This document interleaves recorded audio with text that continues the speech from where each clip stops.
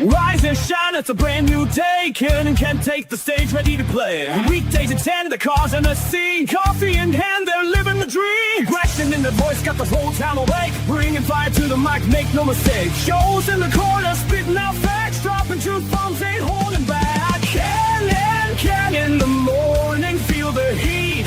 From 10 a.m. CST, can take a seat. Live and loud, that break in the mind. Ken and bold. Light up your speakers, crank up the sound. They're talking about life upside down.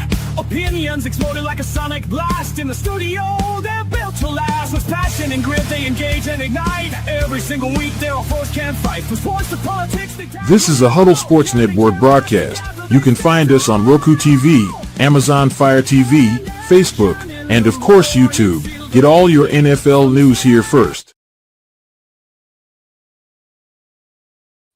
Good morning. Welcome to a Tuesday morning edition of Ken and Ken. Sorry we weren't on yesterday. Both Ken and I were out with people needing to be in the hospital. That might be better. Both Ken and I were out yesterday with people needing to be in the hospital. Not us, but everything's okay, at least on my end. I haven't talked to Ken to find out on his end, but I think everything's good there. So no, you didn't miss. You weren't blocked or anything, Fred. It was unfortunate. Just both Ken and I had to be out. So yeah, good Christmas Day. No one ended up in the ER. No one got arrested. That wasn't bad. We had some good football games. Some interesting football games. In fact, while we're talking about interesting football games, last night there was an interesting football game. Cannot believe that the Falcons came away with a W on the Rams yesterday. That was a little something. Yeah, I was surprised when I checked the score this morning because I wasn't able to watch last night myself. Because go figure. Yeah, interesting day yesterday. Why is interesting? So yeah, interesting day there. I can't believe that happened. And of course, we've got what happened this weekend. The Bears are now the kings of the North after Green Bay gets completely and utterly destroyed by Baltimore, or I should say by Derrick Henry, to be more appropriate. A good football game on Christmas. No, Christmas games were kind of this year. Yeah, it was the rest of the weekend that was good, Fred, or interesting. Well, I mean, your game was, yeah, it was blah for you guys. I couldn't believe you guys lost that game. I was watching that Lions game and I was complete. Oh my God, he threw a pick. Oh my God, he did this. Yeah, I was in total disbelief about that Lions game on Christmas. Good morning, Broski. Morning, Ken. How you doing? Surviving, man. It's been chaos here the last couple days. So, yeah, and then chaos last night, I guess, too, on Monday Night Football, huh? Yeah, man. It looks like the Falcons took care of business at home. They took those Rams down. So it gets interesting now. I mean, the West is still Seattle versus San Fran now. Now it's just a two-dog race, right? Seattle versus San Fran. Winner wins the division. No worries about the Rams. Well, the Bears can't get the number 1 seed, but at least we can retain number 2. I don't think Correct. there's any. Did we clinch number 2 with the Rams losing? I don't think so because the Eagles are 11-5 also. So if the Eagles win and the Bears lose, the Eagles would get the 2 seed. Okay. Yeah. So yeah, I mean, I know we we control our destiny with the 2 seed. It's just Correct. crazy. And they could be no lower than a 3 seed. You know what I mean? Right, So they're either going to be the 2 or 3 seed. Yeah. Yeah, no lower than the 3 seed. So for the 2 seed, we get the Packers. If we're the 3 seed, we get someone from the AFC West. Yeah, you might get the Rams. Yeah. Probably the Rams. Yeah, that's what I'm thinking. Yeah. The same thing. It's probably be the Rams. right? Because they would be the lowest of the 3 seeds. They'd be the 6th seed. Yep. So we we get the Rams. Yep, and then that would mean the Eagles probably have the 2 seed, which means Green Bay would go to Philly again, right? Yeah. Absolutely. That's correct. Yep. Ooh, that'd be crazy. Wait for Woody's camera to get there. There, we got some morning. Oh, we got some morning wood. Good morning, Woody. Yeah. Hey, Woody. I'm here. What's going on? So yeah, I mean, playoff implications that hurt the Rams yesterday didn't really do much for us. It just like if we beat the Lions this weekend, we're guaranteed the 2 seed. Probably, well, then we'll face the Packers. If we just say, we're going to rest people. If we win, we win. If we don't, we don't. Let's say we don't, and now we're the 3 seed. We probably get the Rams. Yeah, home. no, I hear you. So it's interesting. And Yeah. the Bears would be the underdogs, of course, at home. I mean, that's what I'm surprised. I wonder if we're underdogs this week. No, we're not. We're 2.5 favorites. So we're really, actually favorites this week. no. Well, you know what though? The home team gets 3. So I Yeah, say that really, we're in not. my eyes, that's an underdog. We're still the underdog Exactly. against the Lions. We're the underdog. At 11-5, we're the underdogs, kind of, to the 8-8 Lions. Yeah, because we only get the 2.5 points, and the home team gets 3 by default. I'm like, are you kidding me? This is just where Vegas just all year been like, just keep disrespecting this team. I mean, so we didn't do the show yesterday, so we didn't get to talk about the Bears game at all on here, and we have all Bears fans today. Go figure. We're going to talk about this game Wednesday on House Hall, but we can't not. We have to talk about the Bears game here too. Yeah. Yeah. And I was just going to add something real quick to like what you were saying about playing the starters this weekend. Like all I've heard Ben Johnson say is we're going to play to win the game, which is just typical coach speak. A lot of fans took that and said, "Oh, that means he's playing the starters."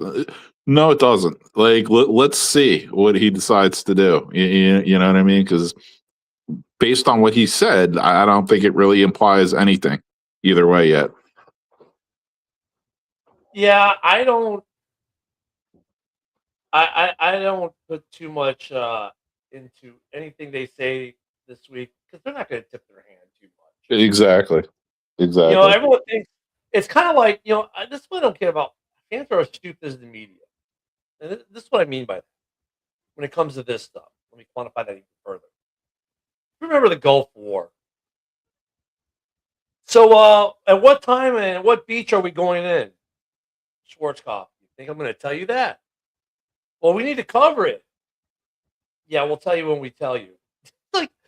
Let's tell ABC, NBC, CBS, hey, we're going to attack the enemy at precisely 1700 at this location. So they can put it all over the news, and everyone's going to know what's going to happen. Like, please, you don't tell your tactics to the enemy. All you have to do is recover the fumble snaps, and you win the game. Fred. But look, the Bears came out on this game Sunday. Set an NFL record, by the way, the day in the Niners. First game in history to be tied at 0-0, 7-7, 14-14, 21-21, 28-28, and 35-35. The first time that's ever happened in NFL history in a regular season game. It happened once in a playoff. So who knew we were going to get a shootout that ended 42 to 38? Just a ridiculous game. Caleb he threw how many yards did Caleb end up with? Like almost, he had a pretty good day. Caleb, here you go, 25 for 42 for 330, 13.2 average, 2 touchdown, rating of 100.3. Not bad. Oh my God, that last play should have been 3. The run game kind of they ran the ball, I mean, a decent amount of times, 17 times between Swift and Monangai. 54 yards for Swift, an average of 6. Monangai, 8 for 38, average 4.8. Swift, of course, had that nice touchdown run. Our receiving burden got the bulk at 138. Loveland had 94 yards. Walker 30, Swift with 25, Komet with 16, and then some lesser ones. So I mean, offense was kind of humming along. Defense, Ugh. this My whole God. bend don't break thing. Now they did do something, Woody, that I had said Sunday, like, unlike the 06 team, the 06 team scored touchdowns and very first play of the game, pick 6. I was Oh, like, I was jumping up and down. I'm like, oh my God. But then Niners didn't give a shit. It's like the start of the game again. They came right down and scored and, tied the game up. yeah. So, I mean, for Defense. me, the problem was defense, not being able, the inability of the defense to get a stop. Giving up big chunk plays, too. Big chunk plays, all over the place. Yeah, Monangai has been a stud. I mean, it seemed like every drive had at least 2 chunk plays. Like 2 just big chunk plays, every drive. For It'd be an 18-yard pass or a 30-yard pass, but they were just destroying that Bears zone defense. Well, I wanted to give props to the offensive line because on that touchdown pass to Loveland, he had like 10 seconds back there to wait till he got open. Yeah. And the way he was open and all those defenders back there, I was like, dude, I don't know, Vegas wants a high scoring game this game or what? Just leaving these receivers open like this, but props to the offensive line. I think the difference between last year and this year with the O-line is, like, Caleb does get rid of the ball faster when possible. But when it's not there, he doesn't fire it off. He waits and waits. And if it's not there, he throws it away. That's been the way he's operated pretty much this year. Between his escapability, the offensive line's better protection, we're getting better results. Because he still escapes like he did last year. But now they're getting, instead of having to start escaping in 1 second in, they're giving him good 3-4 seconds before he has to start moving around. And they're still protecting during that time period. But I mean, the threat isn't apparent as quickly as it used to be last year to him. And it gives them more time to get. Go ahead, Broski. Oh, thanks. No, I was just going to say, and if you remember last year, like one of the big knocks on Caleb was like, he's having a difficult time completing passes downfield.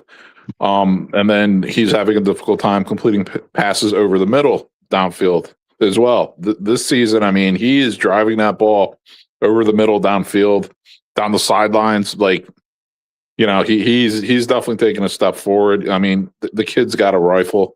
And it's great to see these rookies. Like, that's one of the best things about this season. It's great to see Loveland, Monangai, Burden, and obviously Trapillo's out there at left tackle. But these skill position players on offense as rookies looking as good as they are is incredible. And that was one thing that we thought last year, Broski, coming in the draft at the end of last season, that we probably don't need to draft anything there or won't draft anything there. We thought, okay, we're good. We thought Roshan would be good at running back. Well, he's disappeared altogether. We didn't figure we needed to actually make an emphasis on a wide receiver when we drafted one. We were all concentrated on the lines, right? We didn't need any skill players, and here we got drafted 3 skill players, 2 of them very high, right? One our first pick in the second. In fact, they were our first 2 picks, and they've been phenomenal. Yep. And I understand not drafting defensive tackles because last year we got good play from the defensive tackle, and you figure, well, Grady Jarrett coming in will make it better. That hasn't necessarily been the case. I don't know what the problem is there. I don't know what the problem is there. The sack numbers for Dexter, for Gervin are pretty much where they were last year. Billings started last year, right, and now he's the backup. But the sack, it just seems that the pressure. Grady Jarrett, give us some credit. We've been hearing his name more, batting down balls, creating some stuff. But Booker. Booker, yeah, might even get Booker, I mean, again. I just liked when he deflected that second ball to see the smile on his face. And to go back to the offensive line, I think Caleb Williams is trusting this offensive line a little bit more because, take for example, last week, the winning touchdown to DJ Moore, the Burden pass, the Loveland pass, all in the pocket. He wasn't rolling. He was in the pocket. And if he starts getting time in the pocket, he's going to be really a big stud. And the thing is, with his sacks this year, almost all his sacks came in the pocket. Mhm. Last year, he was getting sacked all over the place. This year, the only place they've gotten is the pocket, and that's where, like, they basically the four walls come in, kind of thing, right? He's escaped a couple that were in the pocket, and then he's got once he gets out, the offensive line, it's like they get a second chance to protect again, and they do find him even more times. So it's like they give him a second pocket in a weird sense. And it was funny because they had what's his name from the Niners on for pregame on Sunday Night Football, and he was saying they think he's more accurate as he moves, right? So their emphasis was to keep him in the pocket. I don't know if that's necessarily true, but he puts some balls out there, and he gives you a chance. Like that last play of the game, if it had been 2 years ago, even maybe last year, there probably wasn't even a throw on that last play. That throw was pretty damn close given everything that he had to do. Running, rolling out, falling backwards, trying to rifle it in there. It fell maybe a half yard short. Man, yeah, I know. Yeah. We're seeing Caleb make the big throws, Bird and Loveland. I want him to start seeing him throwing the important shots, like the miss to Loveland. Dunervey, he had that touchdown. I think there's nobody on the right side, nobody, and especially that last play of the game. I mean, I don't put that last play on him. Yeah, but how open was Swift and right in the beginning? Because that safety. But Woody, it's easy to say that well, he was open in the middle. So he's in the middle as Caleb is running to the left. No. Swift was running the left screen, and the safety had to come like halfway across the field to pick up Swift. If he would have hit Swift like right in the beginning, right? But I saw, but he wasn't open at the beginning. By the time he was open, Caleb was already moving to the left, so he would have had to contort his body around to make the pass. I mean, I get what you're saying. Just watch the play again, Ken. Just watch the play. I'll rewatch it again, but I watched it like 4 or 5 times, and I was like, I see, because then everyone's like, well, DJ was open on the far side. Yeah, like that's a 60-yard throw, man. That's understandable. That could have probably been a pick six. That would have been a pick six for them throwing across the body like that. Yeah, give me a second. Yeah, that's like a 60-yard throw. I mean, I know. It's just that the adrenaline probably in Caleb's head in that last play of the game was probably, oh my God, we have to score now. We have to score now. So there should be something in the middle or on the outsides. But don't forget, the defensemen are always looking for that middle on the outside. Look at your checkdowns and Swift. I swear to God, that was the first thing. Even Jody noticed it too. Oh my God, he's open. The running back, what's his name? She said, I'm like, Swift, he's fucking open. But it is what it is. I mean, you can't give it all on Caleb.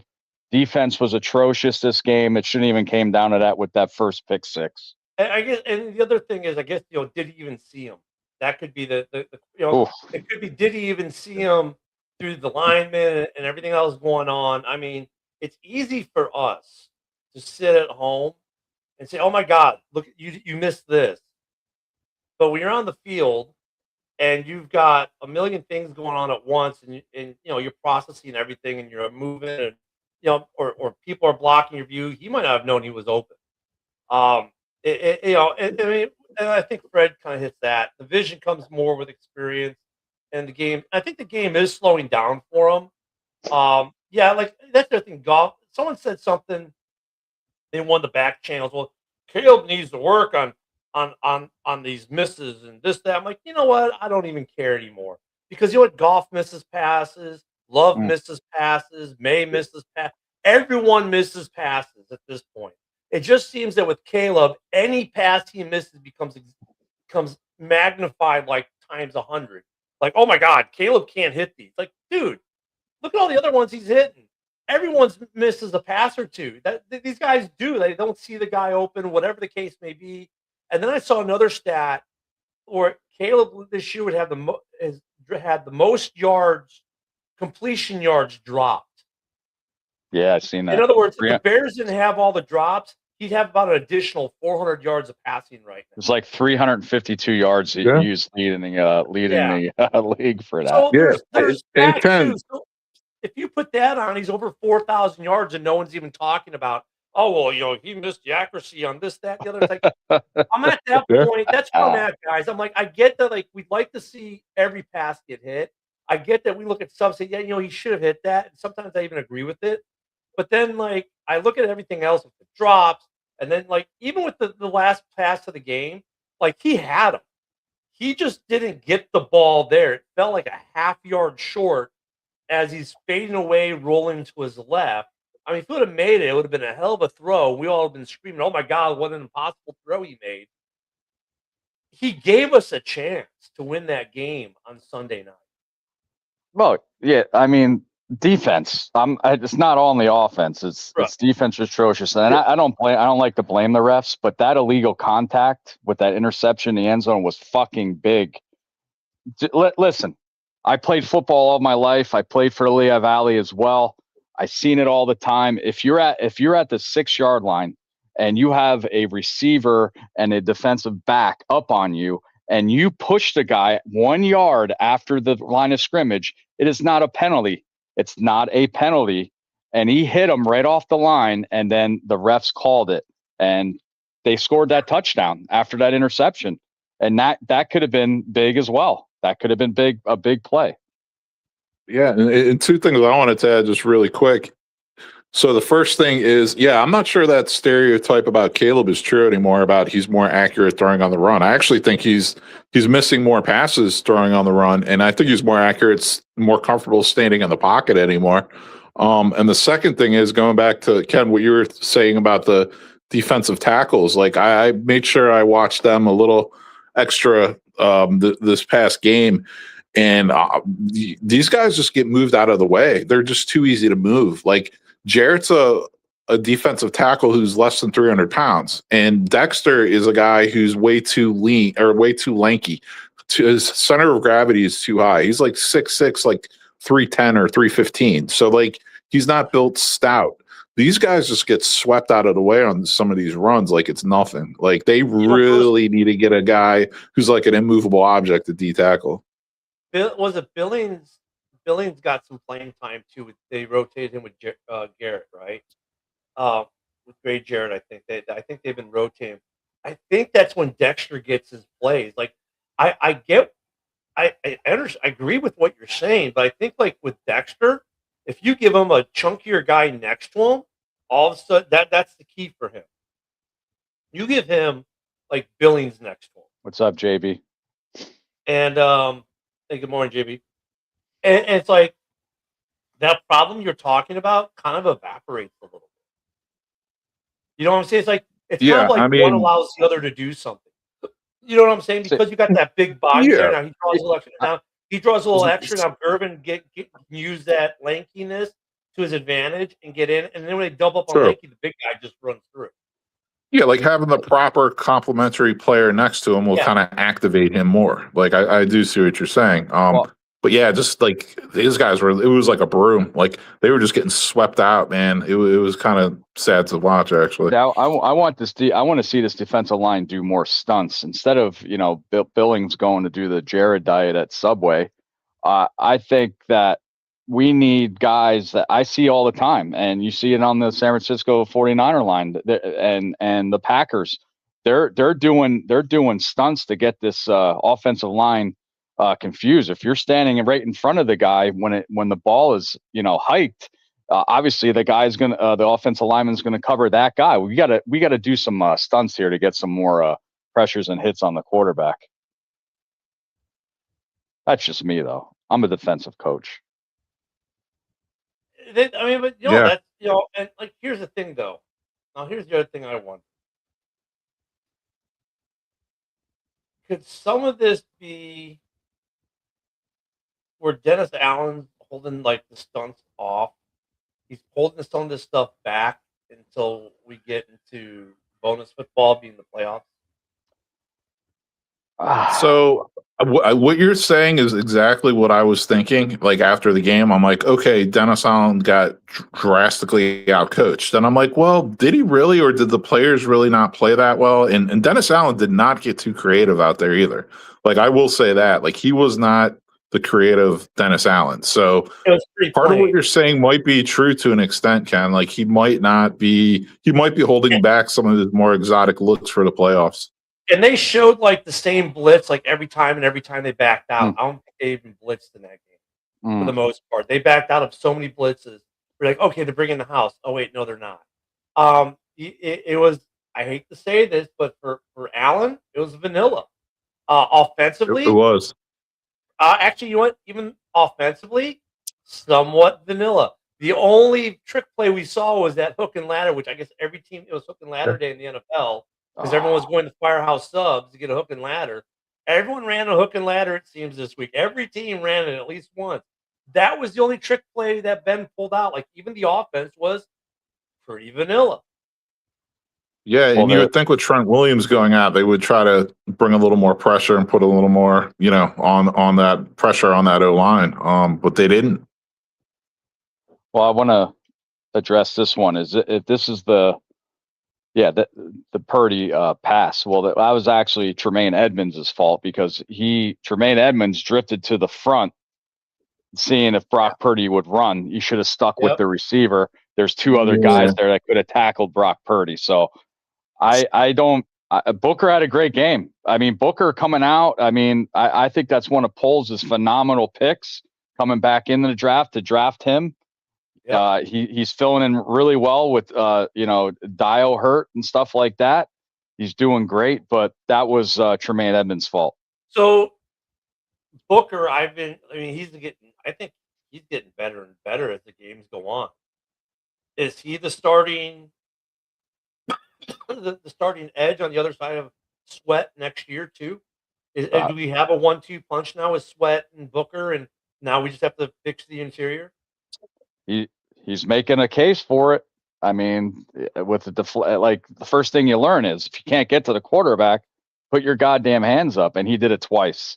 And he's hitting the quarterback, obviously last week against Green Bay, hit with 2 penalties and stuff like that. So I can see this 1-2 punch next year. And with the hands up's been a positive even for the interior because that's how we've been hearing Grady's name. He gets his hands up and he's deflected a few balls. That's something we didn't get a lot of last year. We're almost getting a deflection a game. But let me say this, conversely, it seems Caleb is getting a deflection a game too. Yep. For sure. And let me just add this really quick. So, I do want to see how Booker finishes the season.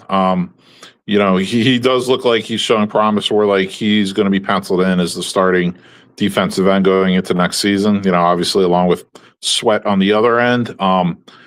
So I really feel what the Bears really need to focus on now. Like they need the backbone of their defense to be better. Like they need the D tackles to be more stout. They need a true good middle linebacker, a stud middle linebacker. I miss that so much. And then they're gonna have to get another safety out there. I love Brisker. He's been one of my favorite players on the team since he's been drafted. I'm a Penn State guy. Brisker probably shouldn't be on the team next season. Honestly, he's just not making the plays. He's not the same guy he was. I understand from his perspective, he's got to do what he has to do to stay in the league after all that head trauma and everything. But, that's not really helping the defense like that. So I'm thinking D tackle, middle linebacker, safety, need to strengthen that backbone of the defense more. I mean, if we're talking draft, I could see those 3 position groups being drafted. Safety primarily because all 4 that are on the roster now, none of them are on the roster yet for next year. I think at least 2 of them get re-signed, and it's the 2 starters. I know one's an old man. oh my God, he's still playing at a high level. And then Brisker will get re-signed, and then they'll have to go. Probably they'll sign one of the other two, and maybe draft one. And then I think they're going to draft a defensive tackle. I think you draft a linebacker not because you're getting rid of Edmonds or Edwards, but because you haven't been able to find a third that's consistent. And let me say this: if you find if you get a good third linebacker, now maybe you can move Edwards around a little bit. Maybe you get the linebacker gets your strong your Edmund plays where Edmonds does.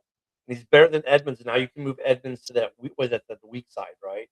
He's on the weak side now. Yeah, they moved him to the weak side. Yeah, so I mean you can do some movement.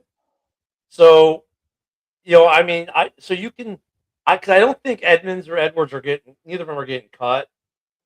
Both have played well enough to keep their contracts, so to speak. There's some wiggle room on some restructures that can happen, so they might not necessarily get rid of players, but restructure players. So I think they're going to want to keep the core intact. I think they're just looking to add, not subtract. So if they can do that, add and not subtract, I don't think they're going to be that busy during free agency.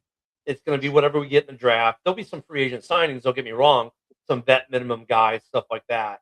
But there's not going to be any big splashes, I don't think, this offseason. About think- the game with San Francisco, and a lot of people want to see a shootout. It's a great game, get your money's worth, which I watch it for free. But anyway, it's that it tires defenses out. So on the flip side of the coin is I know the Bears defense was atrocious, but so was the 49ers defense as well, and they're up there too. So the defenses are to blame for mostly probably all the game against San Francisco, but San Francisco just out offensed us. So Yeah, and to me, Finals. Edmonds, I'm not. NFC Finals. What is this, basketball? Yeah, Am I reading this yeah, right? I'm not sure Edmonds should have been out there. Like, I don't think he's fully healthy. He was a huge liability out there the entire game. I mean, from just missing on runs to not being able to cover, just being out of position and late. With the injuries to the linebacking core, I think he had no choice but to be out there because Sewell's out. Yeah, and that's the thing with the current linebacker core. We don't have a middle linebacker. Like, Edwards is an outside linebacker. He's not a middle linebacker.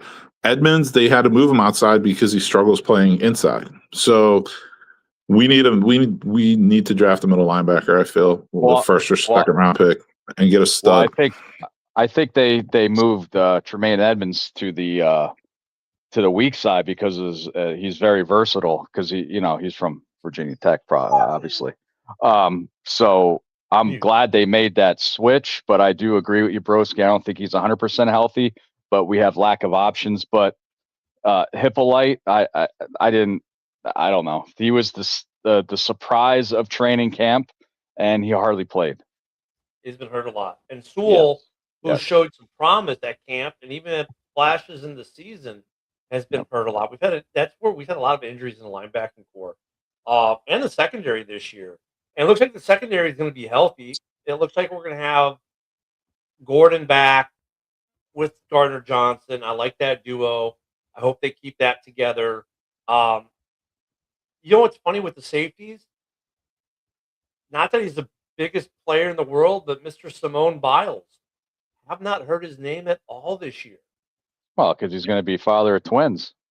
But I mean, he usually pops up for a play here, makes a play here, makes a play there. I don't think I've heard his name called all season.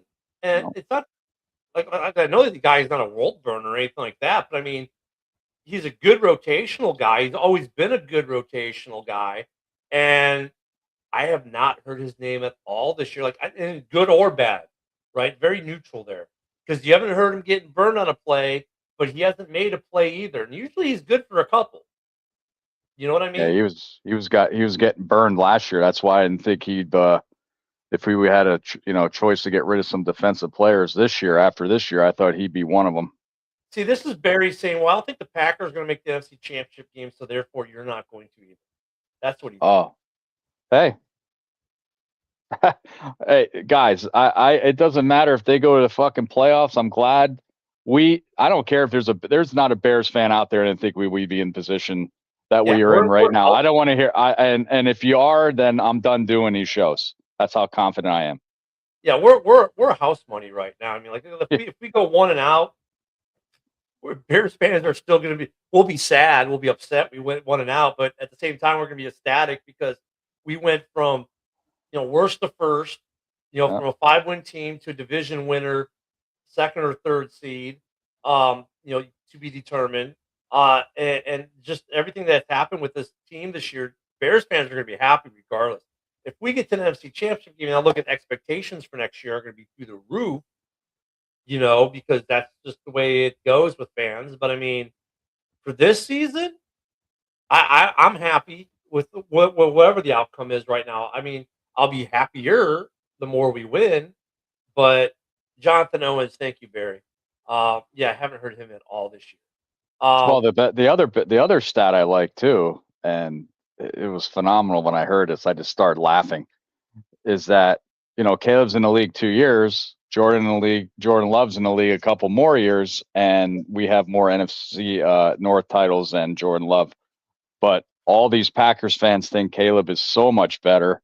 Jordan Love's better than Caleb Williams and stuff like that. But I haven't heard Packers fans bringing that up at all. Of course not. Fred says he doesn't think any NFC North team gets to the NFC Championship game. I guess we're at that point where look at the Bears. This is what I hate about the playoffs. People go, "Oh, well, this team in the playoffs has no chance." Okay, different the playoffs season. is a whole new ball game. Yep. Every team in the playoffs has a chance at face value. Now, are there some teams that maybe are a little worse off than others because they could get to the playoffs because they had a great first half, they held on at the end because they're basically, duct tape and bubble gum, injury riddled. Somehow they barely got in. Yes, Green Bay Packers, great example of that, right? Green Bay's got so many injuries everywhere between the quarterback and and Micah Parsons and their team going to the playoffs. Like, okay, now look they're still really good defensively even without Micah Parsons. They showed that in the Bears game, even though they got torched against Baltimore. But those games happen. Yeah. I'll even throw them a little credit a little bit. But they can go in and they can beat Philly in Philly. They're a good enough team. They can do it. Now, will they? Well, that's why they play the game. You know what I'm saying? I mean, so to say that there will be no NFC North teams, I mean, what if the Packers? Yeah, what if the Packers all of a sudden get hot? What if Jordan Love becomes Mr. Unstoppable all of a sudden? What if the Bears defense gets some stops? Wow, right? That would be a fucking goal, wouldn't it? Yeah. We only had 2 all day on Sunday night. And yeah, I mean, any given Sunday, look at what the Falcons beat the Rams yesterday. Every week, everyone said the Bears have no chance. The Bears have no chance. Outside of like week 2 and then the Ravens game, they've been in every game solid, tough. And week 2 was week 2. The Ravens, they got caught off guard. I don't think they expected that Ravens team they saw. And they completely got caught off guard. I mean, they can. There's not a team in the playoff picture that we can't beat. I don't know if teams really need a. I don't know. I think Malik will stay. Yeah, but if there's another team out there, that needs a quarterback or a backup quarterback that pays more money unless he's comfortable and he likes Green Bay. Indy needs a quarterback that can start maybe the first half of the season, then be willing to be a backup. Or possibly be a backup. Green Bay's going to be interesting this offseason. I don't see the Bears doing much this offseason. But, for both these teams, we still both have a postseason. Now, it's funny because I'm seeing Lions fans are starting to talk about the draft already. They're doing what we did last year. They're starting to look forward to the draft because that's their next big thing. And we're going, dude, we still have playoffs to talk about. I don't want to talk about mock drafts, but we want to talk about mock drafts. Well, no, We still have playoff games to go through here. No, mock drafts. Get the fuck out of Yeah. here. I don't even Lions start fans keep mock- saying they don't miss Ben Johnson. They don't miss Ben Johnson. Oh, we have They John Morton. We have Dan Campbell. They taught Ben Johnson. And now guess what the rumor is out of Detroit? Oh, they're going to try to snag Declan Doyle from the Bears to be their OC next year. Okay, but you don't miss Ben Johnson. Okay. Just snag his protege. Okay. Shout out Lions fans. The offseason drama is going to be fun. Luckily, we still get at least Man. at minimum 2 more weeks before we start talking about it. I can't believe that we're coming into the final week of the regular season this week. God, the season goes so quick. And then we got the playoffs. And before we know it, the Super Bowl is here. So we've got what, 6 weeks of football left? Something like that? 5.5. Yeah, Yeah. 5.5. Yep. I mean, crazy. Now the Bears game is the late game on Fox Sunday, right? Not Sunday Night Football, which appropriately so. I don't know. I don't expect much for the Lions game. Well, JB's now saying, "Hey, we missed Ragnow more." Okay, but before the year, everyone told us how missing Ragnow wasn't going to be a problem. They didn't even know they were getting Ragnow back at the beginning of the year. The fuck are they talking about? It was like halfway through. But it's, I mean, he goes, well, but we still scored. We only scored 2 points a game less. Well, in this league, 1 point a game less may be all it takes. yeah. With 70% of games being 1-score games. My problem with the Lions was this year. There were a couple times this year where I looked at the Lions like, wow, they're the best team in the NFL. And no sooner did you think it, they would just shoot themselves in the foot. Do something stupid, lose a game they shouldn't have lost, whatever. That was the thing about the Lions. They're very frustrating. I know he didn't come back. He failed his physical. I'm just saying the idea of him coming back wasn't the beginning of the year. It was halfway through. I know. I know, JB. The I know a Lions lot. just were that team this year, man. They at points this season, they look like, wow, they're the Lions they were the year before. They're gonna be pretty hard to beat.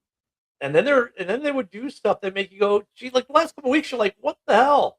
Like that team had no consistency at all this year. None. Zero. And Yeah, I thought that. you can dig into the stats to find, well, they only scored 2 points a game less overall. Okay, we scored 52 of those points against Chicago in week 2 when that team couldn't even find its way to the field almost. So, I mean, the statistics like that, I mean, I hate those in a sense because they mask the real problem. Well, we only averaged 2 points less a game. No, you probably averaged a lot less than that. You just had 1 or 2 games where you looked really, really good and put up a lot of points, but then there were a lot of games you didn't put up. No, I thought at the beginning of the year, Detroit and Green Bay would be fighting for that division. Nobody thought Bears would win the division. No way. Their defense, actually, I like their DC. I thought he did a pretty good job for them. I think their defense did actually a pretty good job for them. Oh, Shepard. Shepard. Yeah, I think he's going to be okay for them. Their problems was on the offensive side. Their defensive problems were the same defensive problems they've always had. Their secondary has been suspect, and that didn't change. Yeah, they kind of dropped off, and then the Vikings. I mean, they were the walking wounded all year, and how many different quarterbacks have they gone through? 4 this year. I mean, JJ, the future can't stay healthy. I don't know. Your rookie DC didn't do that terrible. Actually, he did pretty decent overall. I think you guys had some other things that were going on there, but your secondary got exposed because your pass rush didn't hit home as good as it did last year. And Hutch doesn't have the numbers he had last year, right? But I think their DC is fine. I think their problem is more offensive. I mean, look, they didn't make any changes on the defensive side of the coaching ball. on the defensive side of the ball, they went offense to make changes, right? Um, Kevin O'Connell says on Sunday. Jeez. If they could, like Minnesota, still, I mean, they had a lot of injuries on defense. Of course, they had their quarterback injury. Which one? Yeah, Oh, all of them. Forgot. all of them. I With a mean, net 3 passing average. look at the Lions and the Vikings aren't that far off from being playoff teams. They're really not. They're a player or two away. As far as like where are the Packers and the Bears? Well, I mean, they're in the dance. So I think the Packers kind of like they're not going to do much in the offseason. Like I don't think the Bears and the Packers do much in the offseason in terms of free agency. They're going to draft. They're looking for one or two pieces. Unless there's like a Max Crosby situation, which I don't think there is going to be, but I think they're going to be fine. I'm interested in what's going to happen, not necessarily this week, but playoffs, man. I mean, when I said at the beginning of the year that we'd be a dark horse playoff team, people laughed. They said we were delusional, said we were stupid, said we had no shot. Yet here we are, Kings of the North, going to the playoffs. While half those teams that said that stuff are going to be sitting on the couch watching us, going, "Why didn't we make the playoffs this year?" Yeah, I'm pretty excited. 2020? Has it been 5 years since we've been in the playoffs? Yep. So First winning season since 18, first playoff appearance since 20. I'm not used to that. So how do I react to watch this game? I mean, do I take it as a regular season game or a playoff game? I don't know how that feels. Take it as a bonus.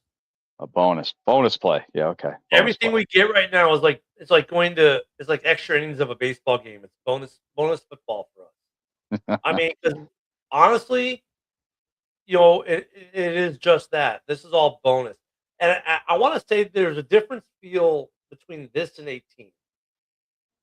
Because similar situation, right? 18 rookie head coach, now rookie head coach. But the difference with 18, we made the big splash with Khalil Mack, kind of like how the Packers did with Micah Parsons. Mhm. And I thought getting Khalil Mack was great, but it put us, I said at the time, ahead of schedule, right? Like the team, like they accelerated their schedule by getting Khalil Mack. And they did okay in 18, they did okay in 19, they did okay in 20, but obviously wasn't good enough and Nagy was gone. I think the only thing where you're similar to 18 is the fact that rookie head coach, win the division, going to the playoffs. I don't think this team is ahead of schedule. Yeah. I don't see the Bears as being the Bears have not did do anything to inject steroids into the system, so to speak. It's more natural the way they got there than it was in 18. Does that make sense? Right. Go potty, you little fuck. So, not you. No, him. Her. Sorry. well, fine, I'll be. But I mean, I think that for this Bears team, they're on schedule. Like this is where they naturally. It was a natural progression. It wasn't. We didn't inject Khalil Mack into the system like we did in 18. Everything has been building, right? And so now for next year, you didn't inject anything extra. This has just been normal progression. Yep. They have to make a big splash trade. So that gives me more hope for the next couple of years. And God forbid should the Bears get to a Super Bowl and win it this year. God forbid that should happen. Woody, I don't know what I'll do. I have a party? I mean, I don't know what to do. I mean, I might work that night. I'm not sure. I mean, anything is still possible with this Bears team. That's one thing I think we've all learned this year. People kept telling them all year, you can't win this game, you're going to lose, you're the underdog, and every week they come out and they show you why you should respect them. And I think it's funny that even after this game against San Francisco, the amount of disrespect for getting against the Lions, that you get 3 points just for being the home team, but they've decided to give us less than that. making a pseudo underdog against the Lions in this final game. What the hell is Vegas thinking? Let me see if they changed it up. I just checked this morning; it was 2.5 for the Bears, so less than the home team 3. Maybe they Yep. think we're resting their starters. Maybe that's it. Well, Ben came out and said he's not, but I don't know. Yeah, I wonder how much money Vegas lost on their odds this year because there's a lot of. I mean, there's the usual amount of upsets. We get that, but they just undervalued a couple of these teams this year. Last 2 years, there's a lot of upsets and stuff, and a lot of people say, "Oh man, the best team's playing the worst team; they're going to get hammered." Yeah, I No. don't think Ben Johnson's resting anyone if he doesn't have to. No, These guys want to go out, they want to play, and they want to win. And they're in bonus ball. They know it. And really, we're not. We've got some nagging injuries, but we're not like bad on injuries. We're not terrible on injuries. and the questions are, I've been getting it all week. Do we want to play the Packers or do we want to play the Rams? I think Rams have the better all-around team out of the two. In Chicago in January, oh, you want the Rams? Yeah. The Rams come to Chicago in January. That does not bode well for them, weather-wise.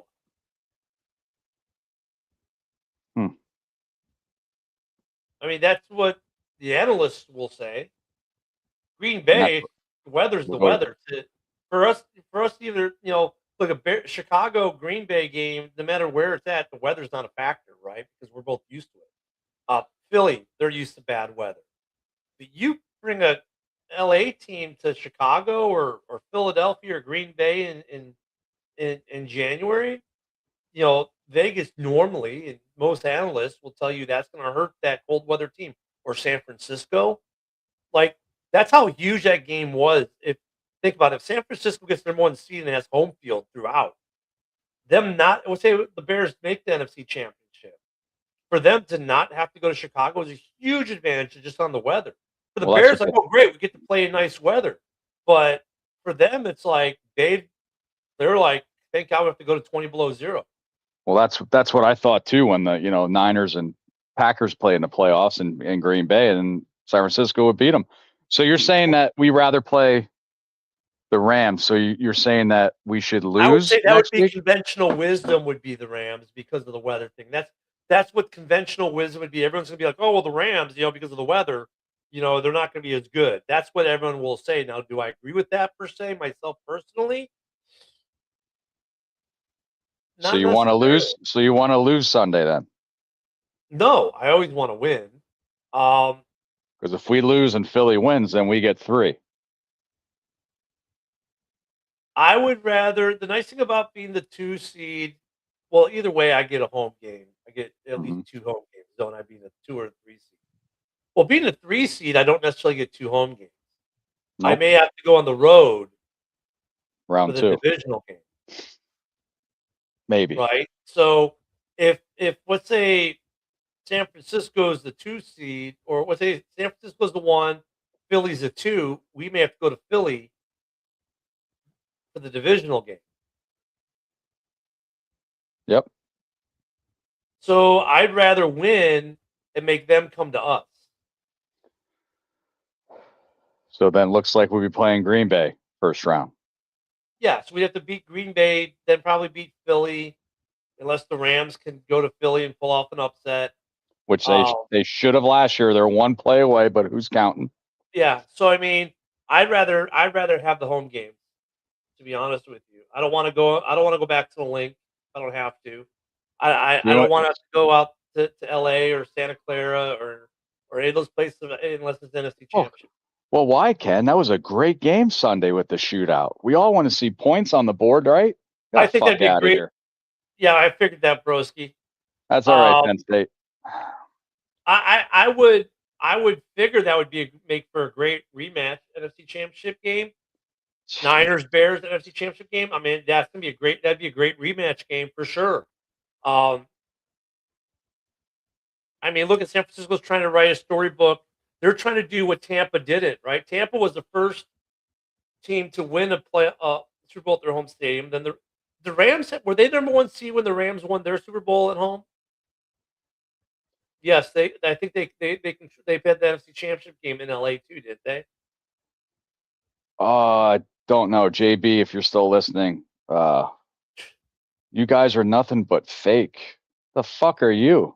What are you talking about, Justin? The fuck off the show. I didn't ask you to come on, did I? Nashawn Wright, though, dude, you have to. Okay, so Bruce, I like to see Nashawn and Tremaine actually cover someone. Nashawn, though, like that dude's had a season, though. I mean, he's what, number one, number two in takeaways right now. And you got hosed from the Pro Bowl. Yeah, I don't really care about the Pro Bowl selection. Yeah, I mean the flag game. I'm sorry. Yeah, the flag game. But yeah, I want the Bears to win Sunday, have home games. If they can get to an NFC Championship, oh look, we got Joe this morning. Oh, Joe, we got 3 minutes left. What do you think, Joe? Who are you rooting for? Rooting for what? The number one draft pick. I can't believe you guys. I thought you guys were going to go out and beat the Giants for me. But did you guys purposely lose that game? It's hard to say because Gino's just so bad. I think his haircut is worse, though. I mean, Gino just throws interceptions so naturally that He doesn't have most in the league, does he? I think Yeah, it's not even close. Yeah, no. Hey, I was just- so like, how much money do you have to eat on that contract when you cut him this year? I don't know, not much. Well, then I think it's can't- like then we're going to lose Sunday. Let's purposely lose Sunday, guys. I think it's like less than 10 million. Yeah, the Raiders need. So, I don't think Max is going anywhere. But what do you take for this next fourth? Crosby episode? They're at number 4. They're the Can't- fourth seed. Can we give you 2 first-round picks for him and call it a day? No, I'm good. Max is saying what he's supposed to say. You know, like if Max comes out and says, "No, I totally agree. Like, you know, we need to tank for the number one pick." Number one, he's telling on the team, and you know, so to me, it's scripted. It's theater. You know, it's Max is saying what he's supposed to say. I think the Raiders absolutely made the right decision to shut him down because he needs surgery, and we don't want to risk having him get injured worse to where now he doesn't play next year. So why not do that 2 weeks ago when you were eliminated originally? That's a good question. I think I don't think everybody was on board with the tank at that point. You know, namely Pete Carroll. I think Pete Carroll was still thinking, hey, I want to try to salvage what I can out of this season, try to get as many wins as we can. And I think, you know, the more games that we lost eventually, like, this is just my opinion. I have no proof, but I think Mark, you know, came to him and was like, look, dude, like, this is just what's best for the franchise, you know? So we got about 30 seconds left, a little less. Is Pete Carroll done after this year? I don't think so. I think that he's in on the tank, and you know, I think the Raiders gave him some assurances, like, you know, look, just go along with this. You know, we know it sucks. We don't like it either, but this is for the greater good kind of thing, and you know. So we'll see. And on that last take, we have to say goodbye for the morning, and JB will be up next. We'll be back here tomorrow. We'll probably talk more about this Raiders situation, and as we move into the final week of the NFL regular season, and some of us start preparing for the playoffs, and others start preparing for the draft. It's that time already, gentlemen. It's gone by that fast. We've blown through 17 weeks of the regular season, all of minicamp, and here we are. It went quick. So thank you, everyone, for watching this morning. We'll see you back here tomorrow. We'll see if anything pops today injury wise. Keep your nose to the grind on that, and we'll see you all here tomorrow. Have a great one, everyone. Bye bye.